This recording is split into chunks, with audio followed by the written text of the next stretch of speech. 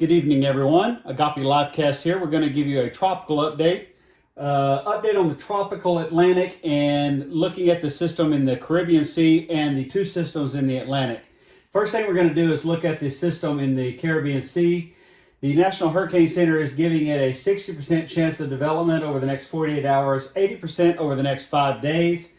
Looking to the east, we have that system now east of the islands. 90% chance over the next 48 hours, 90% chance over the next 5 days. It is a system that I think will become Laura. The system in the Caribbean Sea, I do believe, will become Marco over the next 5 days. Probably, though, not until it gets into the Western Caribbean Sea or maybe into the Gulf of Mexico. And then we have this very impressive system coming off the coast of Africa that we will look at. So I want to take a look at the satellite picture, if I can pull it up here. We have the system in the Caribbean Sea. As I said, I think it's going to become Marco.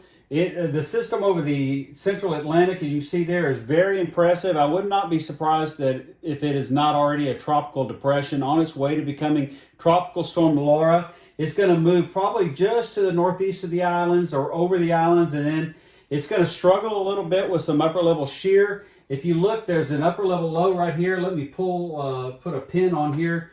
You can see there's an upper level area of low pressure spinning just to the north here. That's going to provide some shear over the next few days as this system treks off to the west-northwest and moves just north of the islands or maybe over the islands.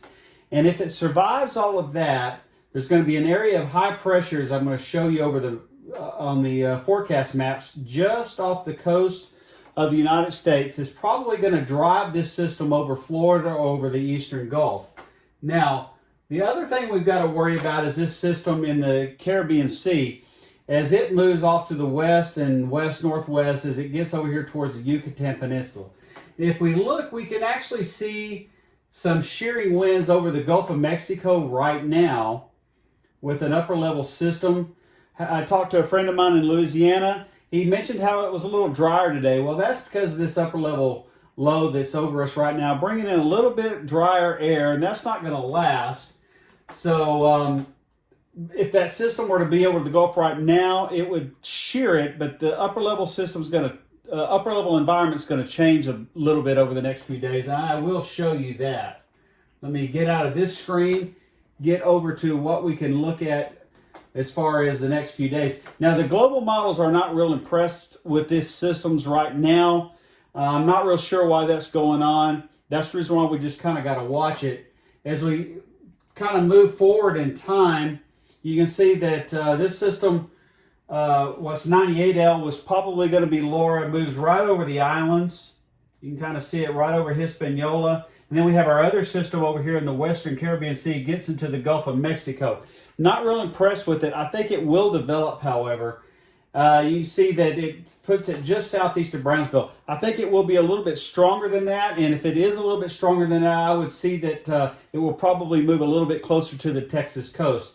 Then we have the GFS model kind of loses the what's going to be Laura, kind of loses it a little bit over here in the eastern Gulf by 132 hours, all right? And then we have our other system moving over towards the islands. Now, if we look at the upper levels, we see we have that big trough of low pressure over Texas, Louisiana right now, and that's going to give way. We have a real big ridge of high pressure moving in off the coast of Florida, and we have our system moving over the Caribbean Sea. We have this system that's coming off the coast of Africa, and let me go back here. I'm going to show you this. I was blocking it. This is it right here. Moving right southeast of the Cabo Verde Islands. Used to be the Cape Verde Islands. Now it's called the Cabo Verde Islands. It's going to move over the central Atlantic. We have a very active Cape Verde season right now, ladies and gentlemen. So going back to the upper levels, this is our steering levels for these systems. You can see what happens over the course of the next 5 to 7 days. We have a pretty large area of high pressure. It's going to seek to steer all these systems towards the Gulf of Mexico. How strong they are, we don't know. One thing I want to make note of is these are upper level winds. The stronger these winds are, the more they tend to impart shear in tropical systems, and tropical systems do not like shear. and we have a lot of shear over the Gulf of Mexico right now. However, if we fast forward 3 days or so, we can see that starts to lessen, especially in the Western Caribbean Sea where that system is going to be. We have a lot of very warm water there, very, very warm water. And as we can see, as that system will move into the Gulf, the shear really lessens in time. And as it would approach the Texas coast, the upper level environment is not really ideal at all, but it's not terrible. So I would expect that we might see a tropical system of some kind. What really concerns me, though, is the upper level environment over the place of what would be Laura. Now, Marco's upper level environment is not great, but I think it would be enough to sustain something. However, what would be in place for Laura is very impressive. That's the reason why I don't understand why the global systems are not picking up on it. So the good news there, however, is in about 144 hours, at least for the Texas coast, there's a little bit of a weakness. The opening seems to be somewhere in Louisiana, Mississippi, Alabama, maybe the Florida Panhandle that would steer Laura in that direction. So if you're living in those areas, you need to be looking out possibly for a fairly strong hurricane, maybe sometime in the middle of next week, maybe towards the next weekend. That's where I would be looking for Laura to make landfall. If it doesn't miss the ridge, if the ridge is maybe not as strong, it may go up into Florida, maybe the east coast of Florida. So if we're looking at the tracks for 97L, we can see that the tracks steer this system pretty much towards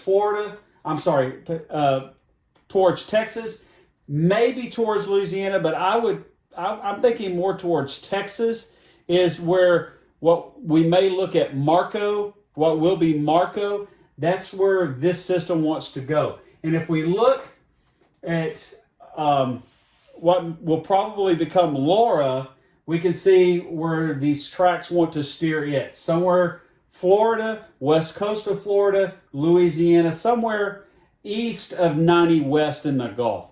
So that's the tropical update for right now. I'll definitely keep you guys informed on what I see occurring.